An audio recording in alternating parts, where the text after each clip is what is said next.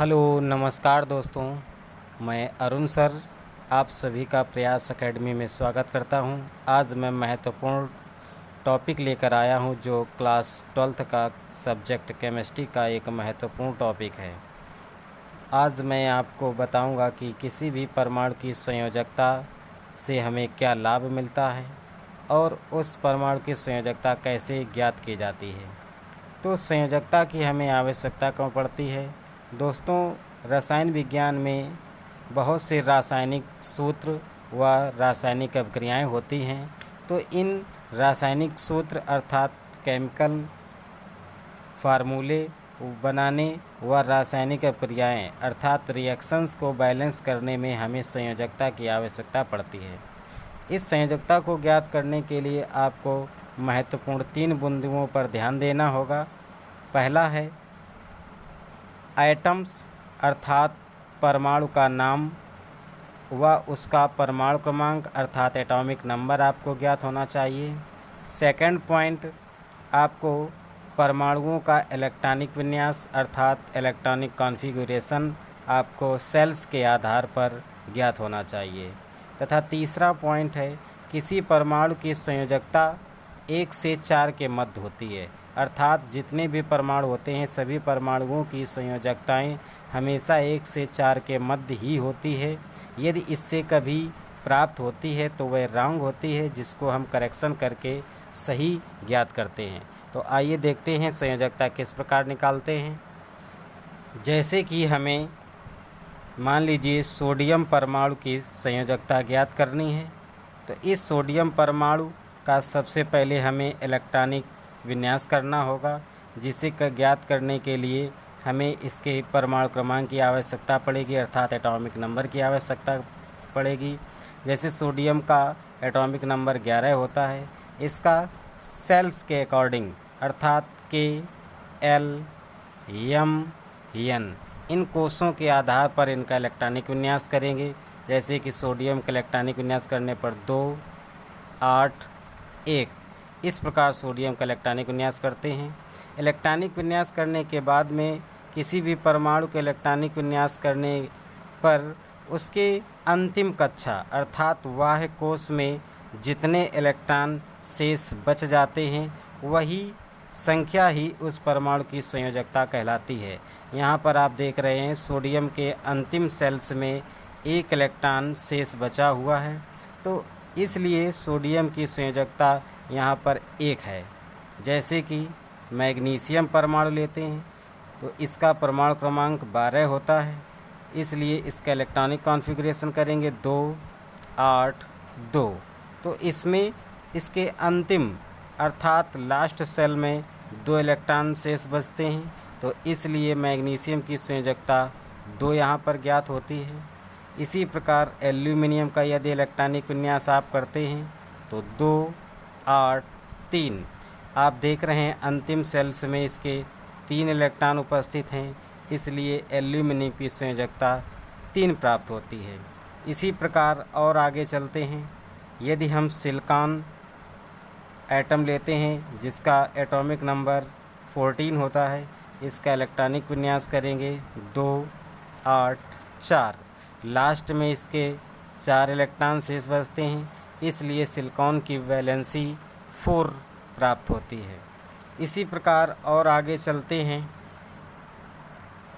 यदि हम फास्फोरस परमाणु लेते हैं तो फास्फोरस का परमाणु क्रमांक आपका 15 होता है, इसका इलेक्ट्रॉनिक कॉन्फ़िगरेशन करेंगे 2, 8, 5।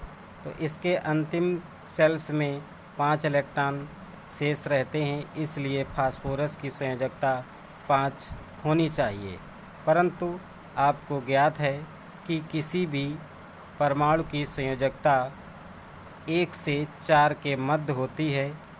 इससे अधिक यदि आती है, अभी हम इसके पहले भी बता चुके हैं आपको, यदि 1 से 4 से अधिक आती है तो हम उसकी संयोजकता में करेक्शन करेंगे, क्योंकि यह संयोजकता आपको रॉन्ग प्राप्त हो रही है। इसलिए इसके करेक्शन करने के लिए आप क्या करेंगे कि यदि किसी भी परमाणु की संयोजकता रॉन्ग आती है तो उसे हम 8 से माइनस कर लेंगे, जो भी रॉन्ग संयोजकता होगी उसको हम माइनस कर लेंगे। तो 8 से यहाँ पे 5 माइनस करने पर आपका शेष 3 बचता है। तो यहाँ पर संयोजकता फास्फोरस के निकल करके राइट संयोजकता प्राप्त होती है 3। इसी प्रकार यदि सल्फ़र एटम लेते हैं, इसका एटॉमिक नंबर 16 है। इसका इलेक्ट्रॉनिक कॉन्फ़िगरेशन करते हैं 2 8 6। इसके लास्ट सेल में 6 इलेक्ट्रॉन शेष बचते हैं। तो यहाँ पर संयोजकता 6 होनी चाहिए, लेकिन ये संयोजकता रॉन्ग है, क्योंकि हम जानते हैं किसी भी एटम की संयोजकता आपकी 1 से 4 के मध्य रहती है। तो इसके करेक्शन करके इसे हम राइट करेंगे। करेक्शन करने के लिए हमें 8 से रॉन्ग वैलेंसी को माइनस करना होगा। तो 8 से 6 यहाँ पे माइनस किया जाएगा, तो आपका 2 शेष बचेगा। यहाँ पर संयोजकता सल्फ़र की जो प्राप्त होगी सही, वो आपकी 2 प्राप्त होगी। इसी प्रकार यदि क्लोरीन को लेते हैं, इसका एटॉमिक नंबर 17 रहता है। इसका इलेक्ट्रॉनिक कॉन्फ़िगरेशन करेंगे 2 8 7। लास्ट सेल में 7 इलेक्ट्रॉन शेष बचते हैं, इसलिए संयोजकता 7 होनी चाहिए, परंतु 4 से अधिक है, इसलिए ये संयोजकता रॉन्ग है। इसे करेक्शन करने के लिए 8 से माइनस करेंगे 7 को, तो आपका शेष बचता है यहाँ पर 1। तो क्लोरीन एटम की जो राइट संयोजकता है वह 1 निकल करके आती है।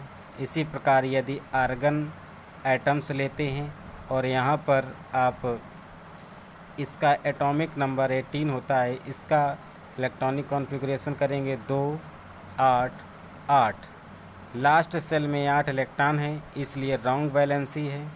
इसको सही करने के लिए करेक्शन करेंगे, 8 से इसे माइनस करेंगे, तो 8 से 8 माइनस करने पर शेष कुछ भी नहीं बचता है। अर्थात इससे यह ज्ञात होता है कि आर्गन की संयोजकता शून्य होती है।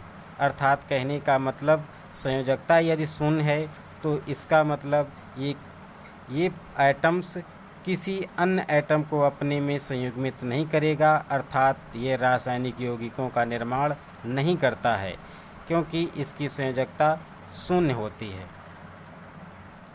इसी प्रकार आगे पोटेशियम परमाणु को लेते हैं, जिसका एटॉमिक नंबर 19 होता है।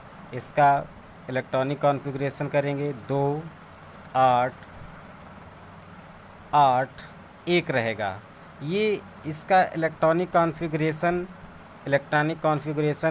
के जो रूल्स होते हैं उनके अकॉर्डिंग किया जाएगा, जो कि आप इससे पहले पढ़ चुके होंगे। यदि किसी भी शख्स को इलेक्ट्रॉनिक कॉन्फ़िगरेशन नहीं तैयार है तो उसके लिए एक हम नया वीडियो बनाएंगे, जिसमें इलेक्ट्रॉनिक विन्यास को करने का तरीका बताएंगे।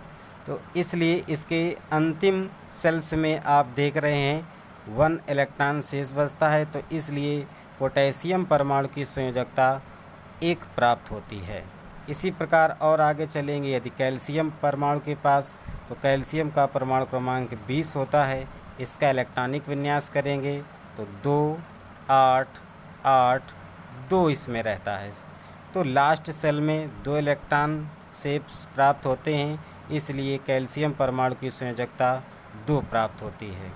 इस प्रकार दोस्तों जितने भी परमाणु होते हैं उन परमाणुओं का इलेक्ट्रॉनिक विन्यास करके हम सभी परमाणुओं की संयोजकता बहुत आसानी से ज्ञात कर सकते हैं। यदि अन्य किसी भी परमाणु की संयोजकता ज्ञात करने में किसी भी छात्र छात्रा को अगर प्रॉब्लम हो तो वह हमारे कमेंट बॉक्स में जाकर कमेंट कर दे और अपनी समस्या को शेयर करें। हम आपकी समस्या को समाधान करने की पूरी कोशिश करेंगे। दोस्तों यदि वीडियो अच्छा लगा हो तो आप इसे लाइक करें, शेयर करें और सब्सक्राइब भी कर लें, ताकि अन्य जितनी भी रसायन विज्ञान में आपको छोटी छोटी कठिनाइयाँ होती हैं उन टॉपिकों को हम आपको बहुत सरल माध्यम से दूर करने की कोशिश करेंगे। हमारी कोशिश रहेगी आपकी छोटी छोटी समस्याएं अति शीघ्र दूर हों, ताकि हम आगे अपने टॉपिक पर अर्थात सिलेबस पर विस्तृत रूप से आपको वीडियो अवेलेबल करा सकें। धन्यवाद।